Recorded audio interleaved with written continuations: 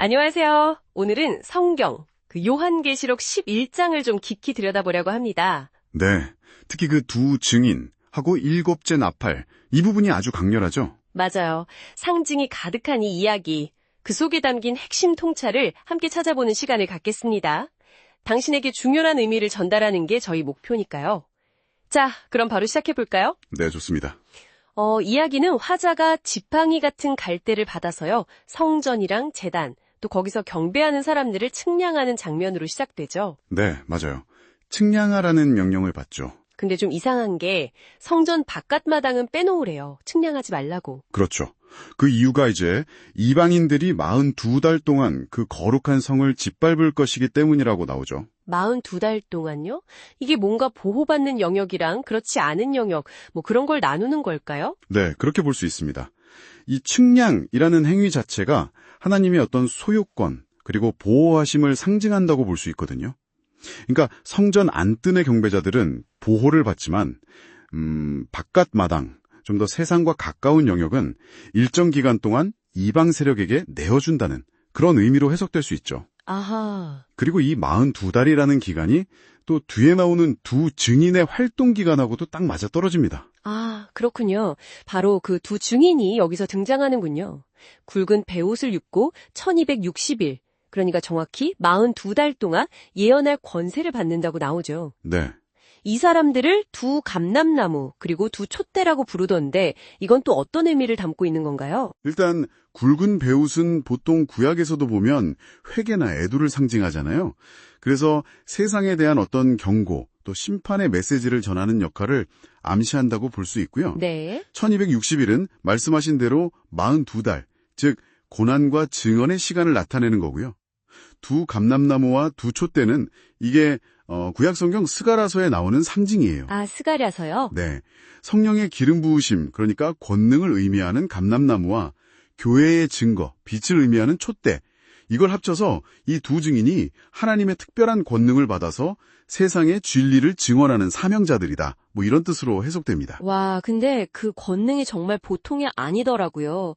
입에서 불이 나와서 해치려는 사람들을 막 토멸시키고, 그렇죠. 또 예언하는 동안에는 비가 못 오게 하고, 물을 피로 변하게 하고, 원할 때마다 막 재앙으로 땅을 친다고 하고요. 이거 거의 구약의 모세나 엘리야급인데요? 정확히 보셨습니다. 그 권능들이 의도적으로 모세와 엘리야의 기적을 떠올리게끔 묘사된 걸로 보여요. 아, 의도적으로요? 네, 그러니까 이 두 증인의 메시지와 그 권위가 과거의 위대한 선지자들과 같은 맥락에 있고 또 하나님의 직접적인 위임을 받았다는 걸 강조하는 장치인 거죠.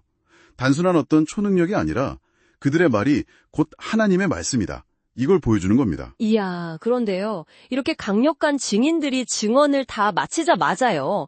무적행에서 올라온 짐승한테 싸워서 진대요. 그리고 죽임을 당하고요.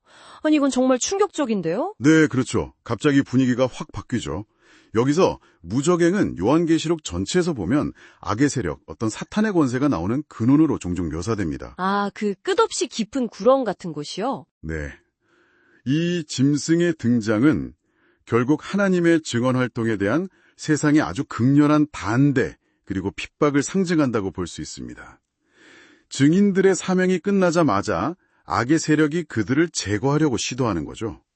하지만 흥미로운 건 이들의 패배와 죽음조차도 결국엔 하나님의 더 큰 계획 안에 있다는 게 나중에 드러난다는 겁니다. 더 놀라운 건요.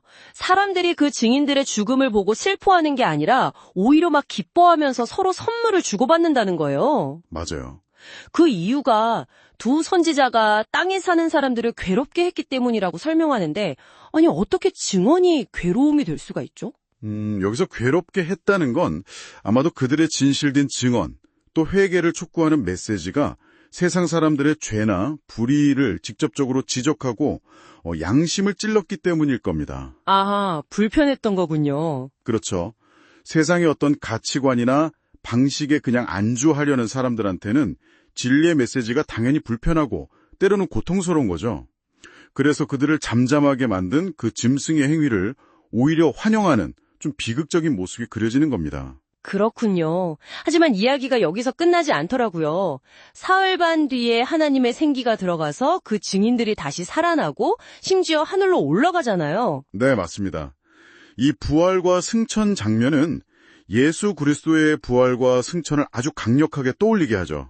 네네. 세상의 권세가 잠시 승리한 것처럼 보였지만 궁극적인 승리와 권능은 하나님께 있다는 걸 아주 객적으로 보여주는 대목입니다.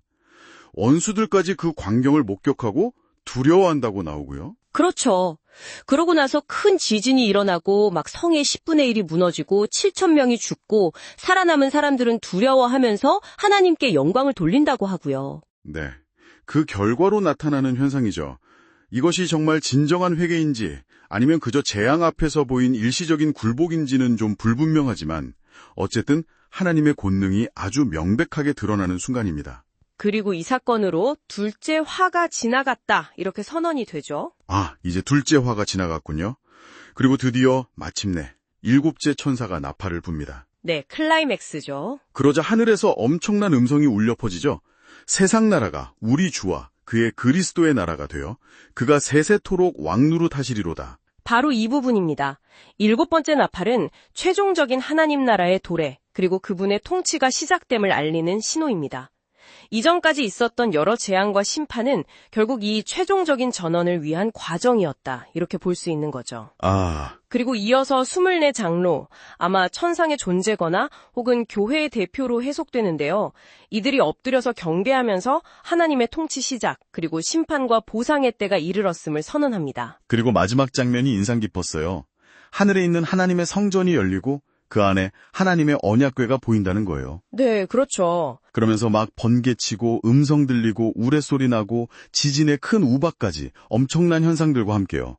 언약궤가 보인다는 건 어떤 의미가 있을까요? 네, 그 언약궤는 구약시대 이스라엘 백성들에게 하나님의 임재와 그분의 언약을 상징하는 가장 중요한 물건이었죠. 성전 가장 깊은 곳, 지성소 안에 감춰져 있었고요. 네. 근데 그 언약궤가 이제 하늘 성전에서 모두에게 보인다는 것은 하나님의 임재와 그분의 통치가 더 이상 감추어지지 않고 완전하게 그리고 직접적으로 드러난다는 것을 의미합니다. 함께 나타나는 그 번개, 음성, 지진 같은 자연현상들은 그 임재의 거룩함과 절대적인 권능, 그리고 곧 닥칠 심판의 엄중함을 시각적으로 보여주는 장치라고 할 수 있겠습니다. 와, 오늘 살펴본 요한계시록 11장, 정말 한편의 드라마처럼 숨가쁘게 전개되는 이야기였습니다. 그 극심한 고난 속에서도 사명을 다하는 두 증인의 모습부터 시작해서 세상의 조롱과 핍박, 하지만 결국엔 하나님의 능력으로 인한 그 극적인 반전, 그리고 최종적인 승리의 선포까지 정말 대단했네요. 맞습니다. 세상의 논리로는 도저히 이해할 수 없는 죽음과 부활, 그리고 마침내 선포되는 하나님 나라의 도래, 이건 당시 고난받던 성도들에게는 정말 궁극적인 소망과 위로를 주는 메시지였을 겁니다. 그렇죠. 동시에 세상의 권세나 가치관에 대해서는 아주 준엄한 심판의 경고이기도 하고요.